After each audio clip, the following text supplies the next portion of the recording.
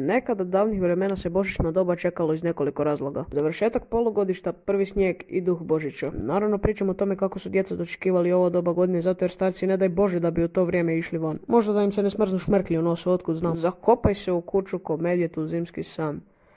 To je to. Dobro, možda malo pretjerujem. Samo malo. Nama je to razdoblje jebeno zato jer tada znamo samo za zajebanciju. Šta mislite da oni onu prognozu vremena gledaju zato jer im je dosadno? Ne mreš me jebat da bi mi toliko bilo dosadno u životu, pa rađe bi gledao Luksa nego to. Možda je bilo zanimljivo da sve što predvidi da je zapravo i istina, no ovako imam osjećaj kao da gledam Babu Vangu Made in China. Oni gledaju te prognoze zato jer moraju biti spremni na kukanje kada ovi najave snijeg zato jer znaju da će se opet morat primiti lopate i čistiti sve oko sebe. Stalno se žale na taj snijeg pa zato i siluju tu vremensku prognozu na HRT-u. Alo mali, daj mi taj daljinski. Zak bi ti dal daljinski. Daj mi daljinski da prešaltam na prvi da vidim je bude sutra cural snijeg ili ne. Ne dam ti daljinski, sad mi bu počeo Mickey Mouse na RTL kockice. Jebate, taj tvoj Mickey Mouse i sve tvoje žive i ne žive. Poanta ovog videa je zapravo da podsjetim neke generacije na sve jebene dane koje smo provodili na snijegu. Te da te trenutke probam nekako opisati mlađim generacijama koje možda nikad neće vidjeti snijeg. Tako nam i treba kad smo sjebali ozon. A sad vi nastavite bacati parfeme na sebe pa možda nekad umremo od UV zračenja. Djeco, nemojte puno koristiti parfeme, to šteti atmosferi. Ah, ta dobra stara vremena. Grudanje, sankanje, karanje, bildanje. Ne znam jeste vidjeli onakve videe na TikToku gdje ljudi fleksaju kako su napravili tunele po snijegu, to smo zapravo mi radili prije par godina. No aj sad da postavim jedno pitanje, gdje si mlađe od 10 godina. Znate li vi što je Snjegović? Ne taj Snjegović, pičkava materina.